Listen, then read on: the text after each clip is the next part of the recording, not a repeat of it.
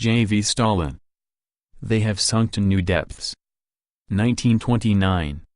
Source: Works, Volume 11, January, 1928 to March, 1929. Publisher: Foreign Languages Publishing House, Moscow, 1954. The necessity of raising with the utmost sharpness the question of the Trotskyist underground organization is dictated by all its recent activities, which compel the party and the Soviet government to adopt an attitude towards the Trotskyists fundamentally different from that of the party towards them before the 15th Congress. The open demonstration of the Trotskyists in the streets on November 7, 1927, was a turning point, when the Trotskyist organization showed that it was breaking not only with the party, but also with the Soviet regime.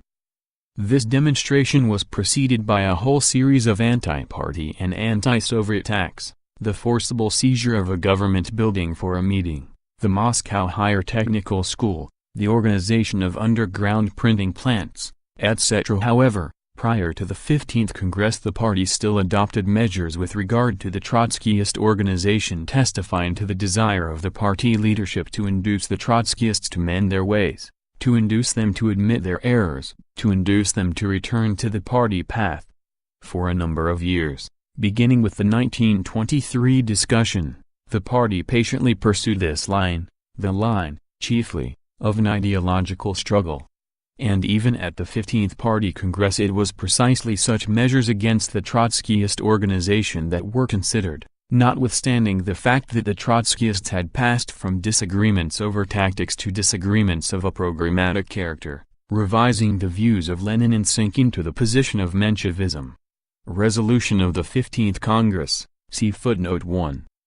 The year that has elapsed since the 15th Congress has shown that the 15th Congress was right in deciding to expel active Trotskyists from the party. In the course of 1928 the Trotskyists completed their conversion from an underground anti-party group into an underground anti-Soviet organization. This was the new element which during 1928 compelled the Soviet authorities to adopt repressive measures against active members of this underground anti-Soviet organization. The organs of authority of the proletarian dictatorship cannot permit that in the land of the dictatorship of the proletariat there should exist an underground anti-Soviet organization which, although insignificant in membership, nevertheless has its printing plants and its committees, which is attempting to organize anti-Soviet strikes, and which is going to the length of preparing its followers for civil war against the organs of the proletarian dictatorship. But it is precisely to such depths that the Trotskyists have sunk. Once a faction within the party, they have now become an underground anti-Soviet organization. Naturally, all the anti-Soviet, Menshevik elements in the country are expressing their sympathy with the Trotskyists and are now grouping around them. The struggle of the Trotskyists against the CPSUB had its own logic, and this logic has brought them into the anti-Soviet camp. Trotsky began by advising his followers in January 1928 to strike at the leadership of the CPSUB, without setting themselves up against the USSR. However, the logic of the struggle brought Trotsky to a point at which his blows against the leadership of the CPSUB, against the guiding force of the proletarian dictatorship, were inevitably directed against the dictatorship of the proletariat itself, against the USSR, against our entire Soviet society. The Trotskyists have tried in every way to discredit the party, which directs the country, and the organs of Soviet government in the eyes of the working class. In his letter of instructions of October 21, 1928, which he sent abroad and which was published not only in the organ of the renegade Maslow, but also in White Guard organs, Rule 66, etc., Trotsky makes the slanderous anti-Soviet allegation that the system existing in the USSR is Kerenskyism turned inside out, calls for the organization of strikes and the disruption of the collective agreement campaign, and in fact prepares his cadres for the possibility of another civil war. Other Trotskyists say bluntly that in preparing for civil war we must stop at nothing and not be deterred by any rules, written or unwritten. The slanders against the Red Army and its leaders which the Trotskyists disseminate in the underground and foreign renegade press and, through it, in the White Guard press abroad, show that the Trotskyists do not stop at directly inciting the international bourgeoisie against the Soviet state. The Red Army and its leaders are depicted in these documents as the army of a future Bonapartist coup. Moreover, the Trotskyist organization is trying, on the one hand, to split the Comintern sections, to disintegrate the ranks of the Comintern by creating its factions everywhere, and, on the other hand, is inciting against the USSR the elements who as it is are hostile to the Soviet state. The revolutionary phrases in the writings of the Trotskyists can no longer conceal the counter-revolutionary essence of the Trotskyist appeals.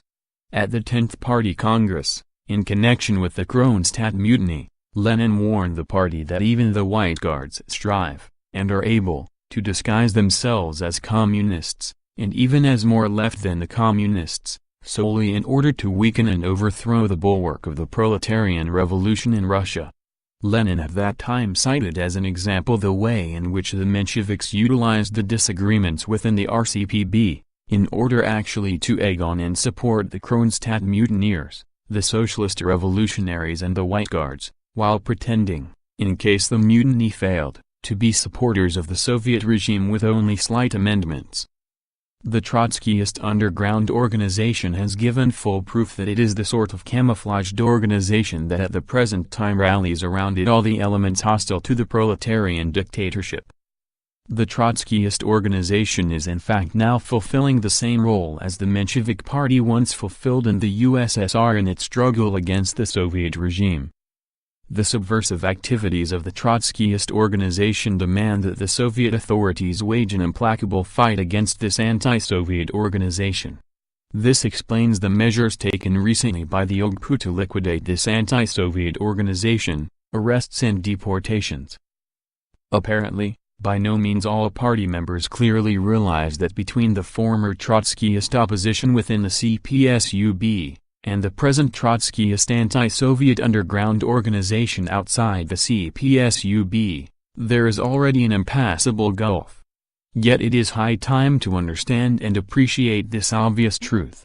Hence the liberal attitude that certain party members sometimes display towards active figures in the Trotskyist underground organization is absolutely impermissible. All party members must appreciate this.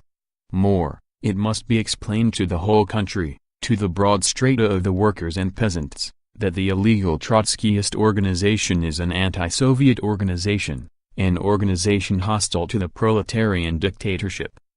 Let those Trotskyists who have not yet fully committed themselves also ponder over this new situation created by their leaders and by the activities of the Trotskyist. One or the other, either with the Trotskyist underground anti-Soviet organization against the CPSUB, and against the proletarian dictatorship in the USSR, or complete rupture with the Trotskyist anti-Soviet underground organization and withdrawal of any kind of support of this organization. Notes 1. For the 15th Party Congress resolution on the opposition, see Resolutions and Decisions of CPSU Congresses, Conferences and Central Committee Plenums, Part 2, 1953. Pages 368–70. End of They Have Sunk to New Depths, by J. V. Stalin.